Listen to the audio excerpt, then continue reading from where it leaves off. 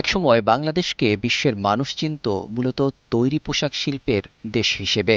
কিন্তু এখন সেই পরিচয় বদলে দিয়ে প্রযুক্তি নির্ভর অর্থনীতি গড়ার নতুন স্বপ্ন দেখছে সরকার। আর সেই স্বপ্নের কেন্দ্রবিন্দুতে রয়েছে সেমিকন্ডাক্টর শিল্প।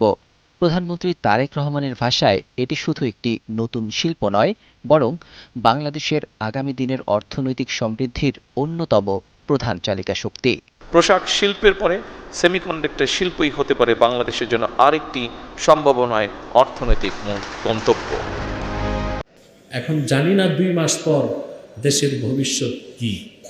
যদি ভবিষ্যৎটা অন্ধকার হয়, পোশাক কারখানা, গার্মেন্টস শিল্পগুলো বন্ধ হয়ে যায়, তো লক্ষ লক্ষ মানুষ মানবতর জীবনযাপন করতে হবে। এগুলো আগেই চিন্তা করে রাখতে হয়।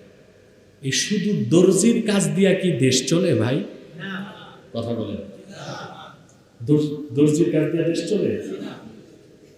আমাদের দরকার ছিল দেশে ভারী শিল্প কারখানা, অটোমোবাইল, মোবাইল।